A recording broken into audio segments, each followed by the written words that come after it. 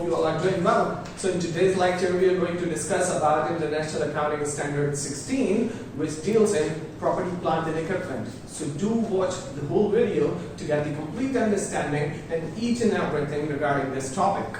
So let us move forward. So very first, we will discuss about the definition of IAS 16. What does it mean? Tangible assets. Property, plant and equipment are tangible items that are held for use in production or supply of goods or services for rental or others or for administrative purposes. So what does it mean? What is tangible asset? Tangible asset means any property, plant or equipment which is held for use for the provision of goods or services or for the rental purposes or for any other benefits obtained by that. Next, are expected to be used during more than 1 year. So if you haven't seen our previous lecture regarding the current assets, so do watch that, because this line explains that tangible assets are those and non-current assets are those which are expected to be used for more than 1 year. Now let us move to the next definition.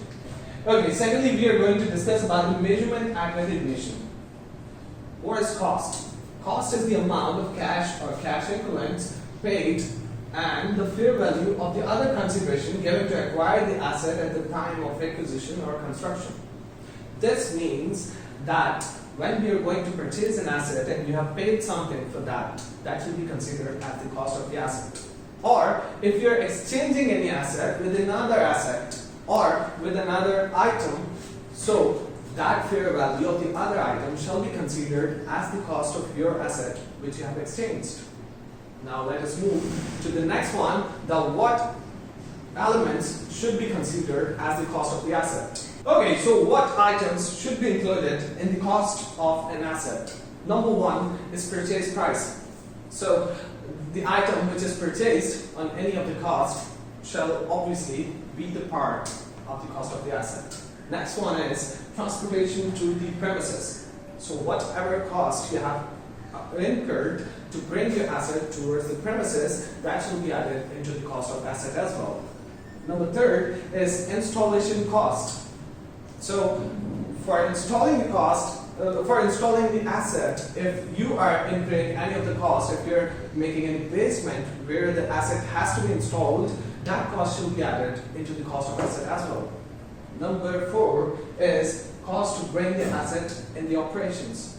So this is the thing that if you are going to install any of the plant, you have to pay the professional's fee, you have to pay the labor's fee, you have to pay the engineer the fee to operate the asset initially, and then you have to train your employees for that asset specifically.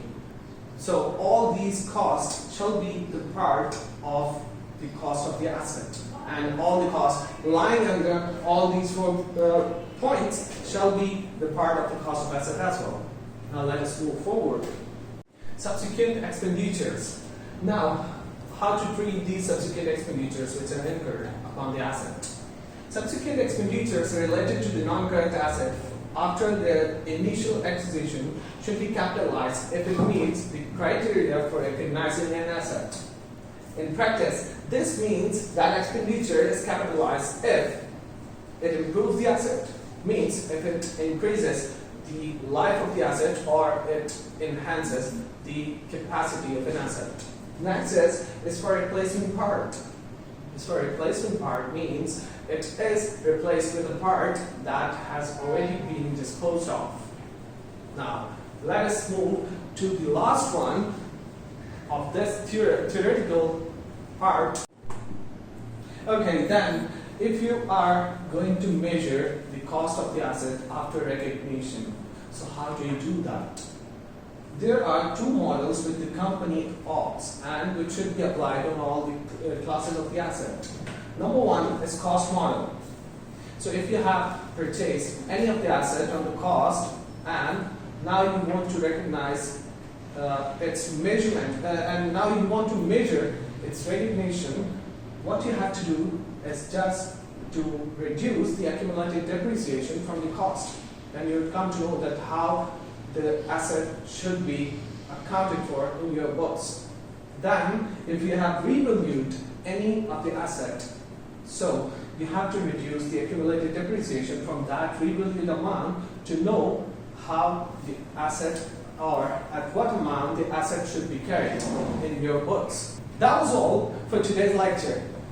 Now all you have to do is just to subscribe to the channel and turn on the notification bell so that you may not miss a single notification of any of our lectures. In next lectures, we are going to discuss about the depreciation, all the methods regarding the depreciation, and we are going to cover the whole IAS 16.